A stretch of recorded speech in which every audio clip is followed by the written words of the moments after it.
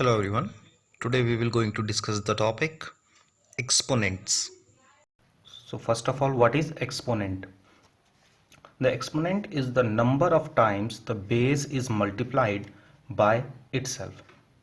It means कि जितने बार आप अपने बेस को मल्टीप्लाई करेंगे तो वो एक्सपोनेंट होगा. फॉर एग्जाम्पल यहाँ पे हम a को 3 टाइम्स मल्टीप्लाई कर रहे हैं. a क्या है? हमारा बेस है. If we are multiplying a by 3 times, then we get a raised to the power 3. So 3 जो है यहाँ पे एक्सपोनेंट हो गया और a जो है हमारा base. Now second thing is laws of exponents. Now first law is a raised to the power m into a raised to the power n and that will be equal to a raised to the power m plus n. It means कि जब कभी भी हमारा base same होता है और हम दो नंबर्स को मल्टीप्लाई कर रहे हैं जिनका बेस सेम है और पावर डिफरेंट है, तो जब हम मल्टीप्लाई करेंगे तो इनकी पावर जो है ऐड हो जाएगी. यहाँ पे बेस सेम रहा और पावर ऐड हो गई. For example 2 raised to power 3 into 2 raised to power 4 and that will be equal to 2 raised to power 3 plus 4. 3 और 4 यहाँ पे पावर है और बेस हमारा क्या है 2. So that will be equal to 2 raised to power 7. Second law is a raised to power m divided by a raised to the power n and that will be equal to a raised to power m minus n. जब कभी भी हम दो number को divide कर रहे हैं जिनका बेस सेम है पावर डिफरेंट है तो इनकी पावर जो होगी वो सब्ट्रैक्ट हो जाएगी. For example 3 raised to power 5 divided by 3 raised to power 3 that will be equal to 3 raised to the power 5 minus 3 and that will be equal to 3 raised to power 2. So now our next law is third law, a raised to power m whole raised to power n and that will be equal to a raised to power m into n.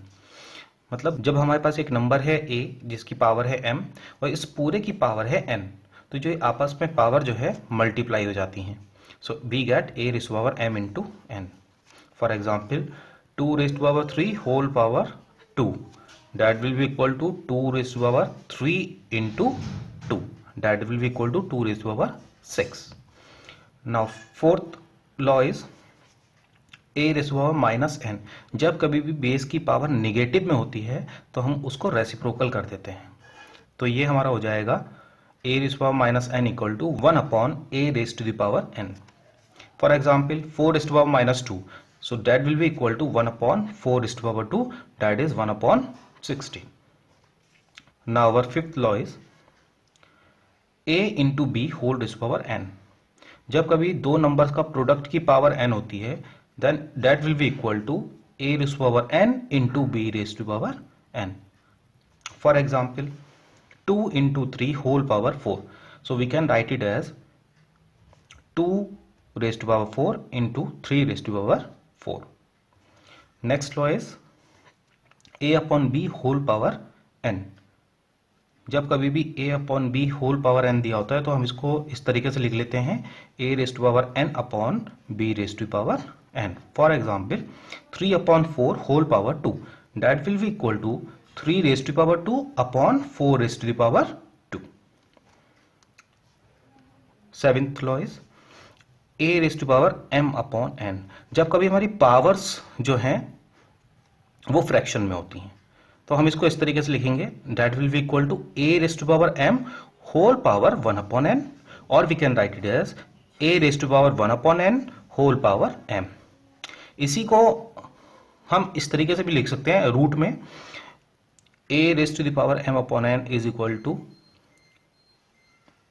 nth root of a raise to power m and that will be equal to nth root of a whole power m.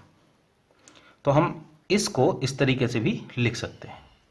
For example 5 raise to power 2 upon 3, so we can write it as 5 square whole power 1 by 3 और we can write it as 5 raise to power 1 by 3 whole square. Our eighth law is a raise to power 0 equal to 1. It means कभी भी किसी भी base की power अगर 0 होती है तो वो हमारा हमेशा 1 हो जाएगा. For example 3 raise to power 0 is equal to 1 और 5 raised to the power 0 is equal to 1. Thank you very much. Hope you will like it.